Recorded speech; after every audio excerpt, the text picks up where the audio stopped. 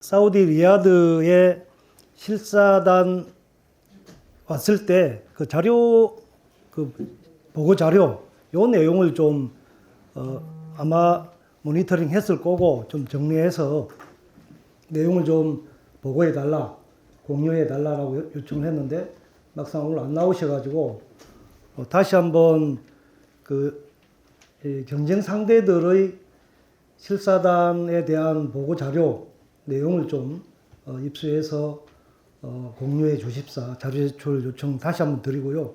혹시 외교부에서도 그거 그 모니터링 하시겠죠? 현지 공간에서?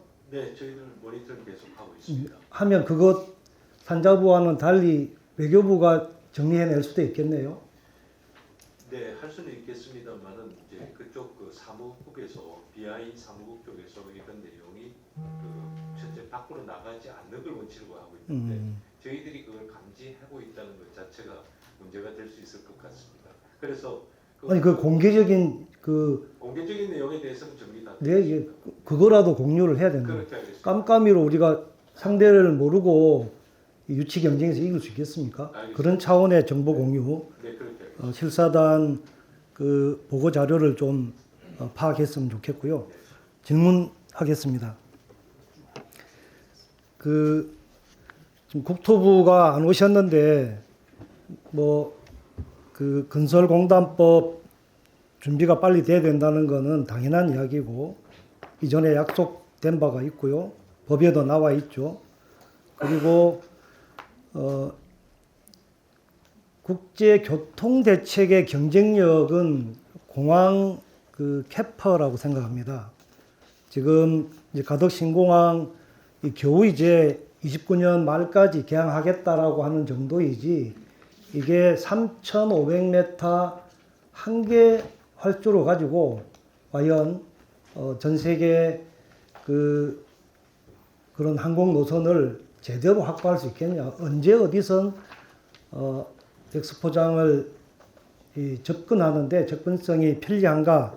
이 문제가 여전히 최종 결정에 핸디캡으로 작용할 가능성이 매우 높다고 봅니다.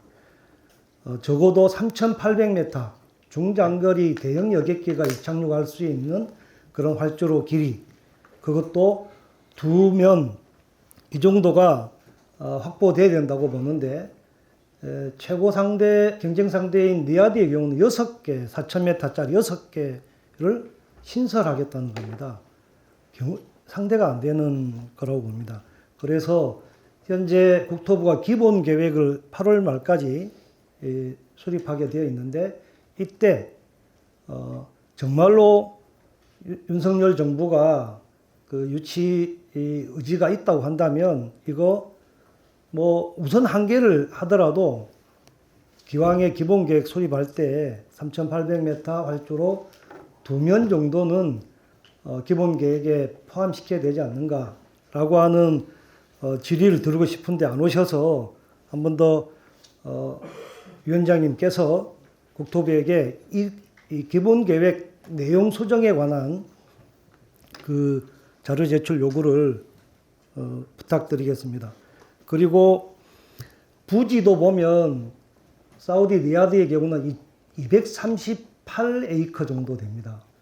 어마무시합니다. 그런데 우리는 현재 국방부가 미군하고 주한미군하고 협의가 어떻게 되고 있는지 모르겠는데 미군 55 보급창 이전이 어떻게 되고 있는지 이런 것들이 차일피일 미루어지게 된다면 그 BI가 최종적으로 실사 보고서를 컨텐츠만 하는 게 아니지 않겠습니까?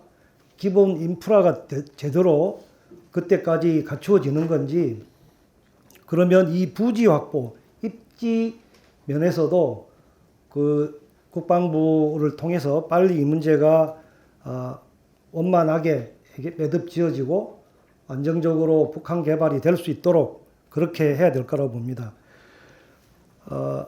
아까 제가 좀 늦게 들어와서 우리 박형준 시장님께서 실사단이 아주 매우 만족하고 높은 뭐 평가를 받은 것 같다 이렇게 말씀하셨는데 저는 뭐 이 여러 가지 평가 항목 중에서 15번째인 국제교통대책이 여전히 걸림돌로 지금 느껴집니다. 실사단이 한국을 방문할 때 인천공항으로 왔습니다. 그러고 거기서 서울에서 하루 체류하고 심지어 국회에 와서 우리 여야가 만장일치로 그렇게 유치 특별 결의도 했습니다. 그러고 KTX로 부산을 내려갔습니다. 그까지는 뭐 서울 일정 때문에 그렇다고 볼 수 있는데 정작 실사를 마치고 귀국할 때는 KTX가 아닌 김해공항에서 내항기로 인천공항에 와서 국제선으로 환승했습니다.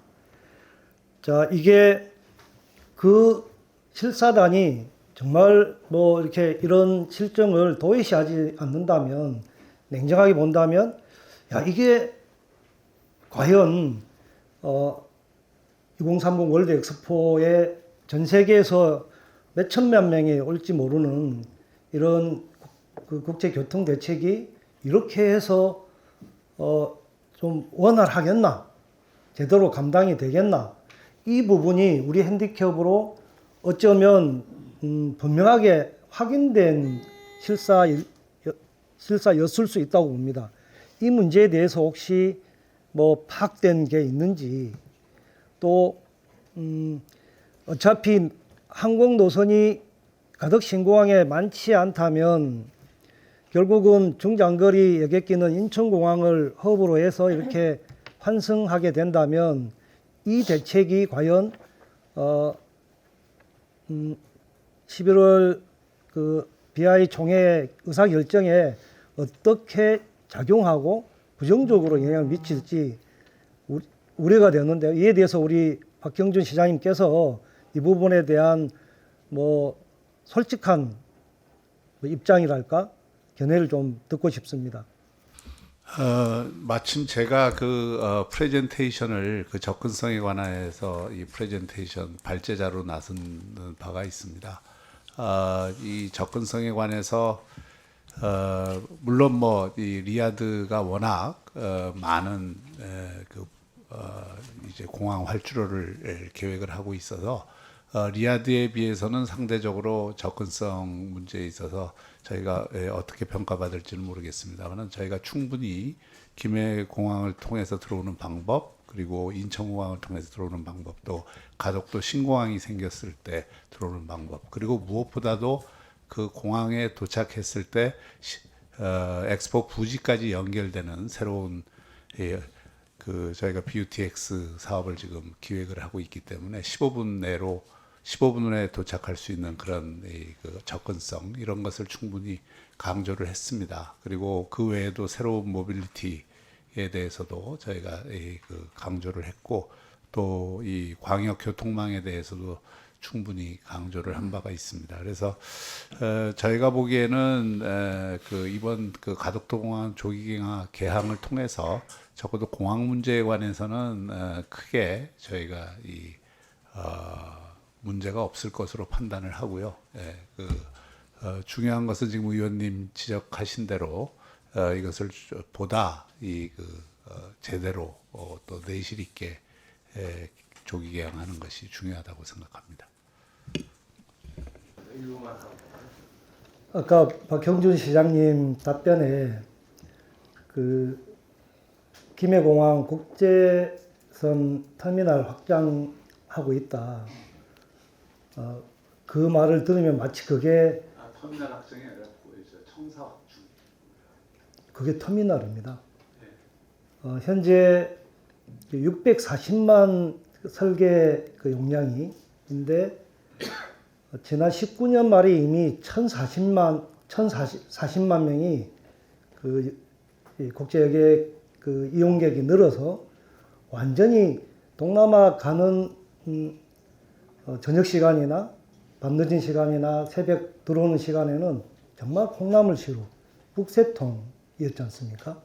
그래서 누차 건의를 했던 대로 200만 명 정도 그 처리 용량을 늘렸습니다. 늘리는 공사를 지금 하고 있는 건데요. 근데 그게 그래봐야 840만 아닙니까? 이걸로는 동남아 수준 그 여객 처리도 못한다. 이미 1,000만 명이 넘었기 때문에. 그래서 이제 새로운 국제선 그 공항이 필요하다고 된 거고요.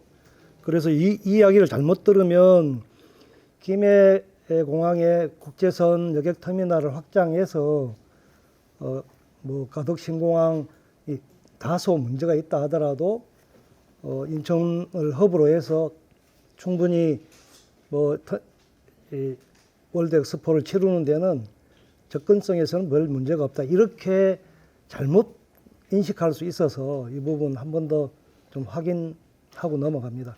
네.